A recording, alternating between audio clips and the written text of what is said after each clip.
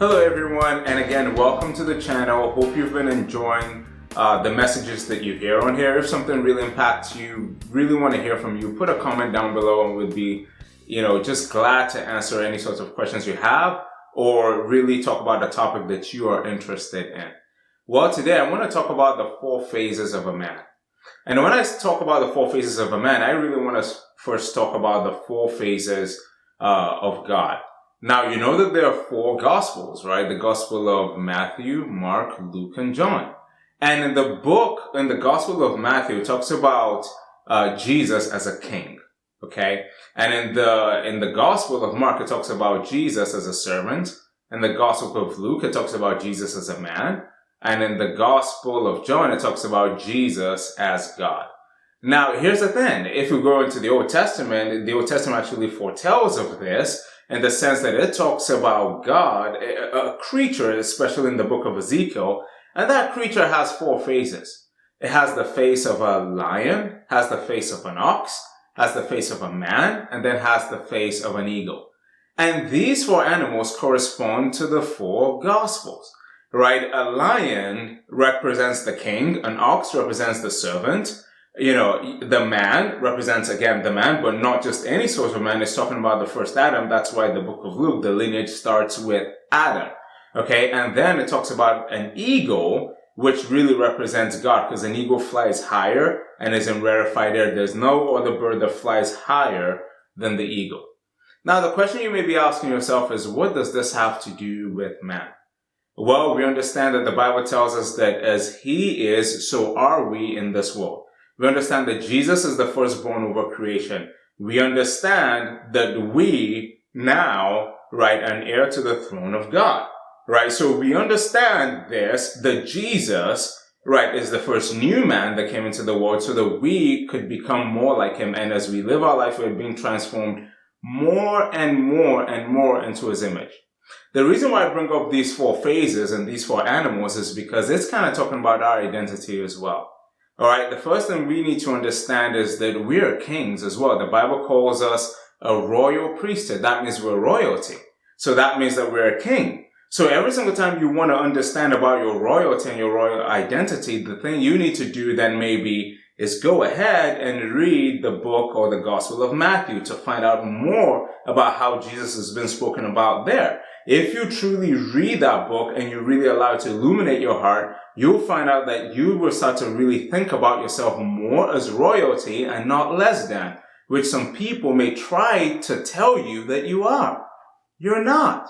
Because you're a king, you're royalty. You're a part of a royal priesthood. In fact, the Bible also tells us in 1 Peter that we're part of a royal nation as well. So you're a holy nation, rather. So you're set apart, and what? You are also royalty. Now, the second part I want to talk about is the Gospel of Mark, right, where it talks about Jesus as a servant or the ox. The reality is all of us have been born for a particular purpose here on earth. We're meant to serve God and serve mankind.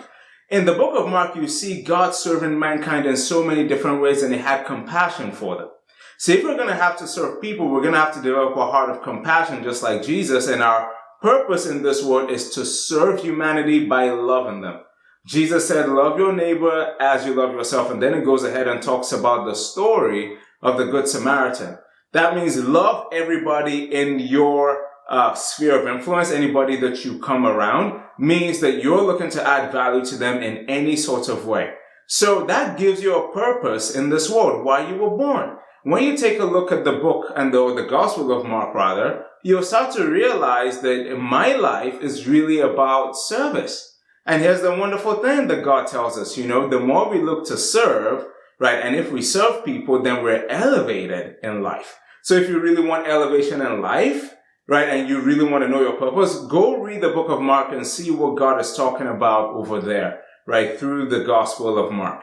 And then if you really want to know who you are as a man, right, then you want to read the Gospel of Luke as well. And again, if you remember, the first Adam was talking about the pre-fall Adam, right? There were some key things that God gave him, right? Pre-fall Adam was the man's man, right? God made him perfectly.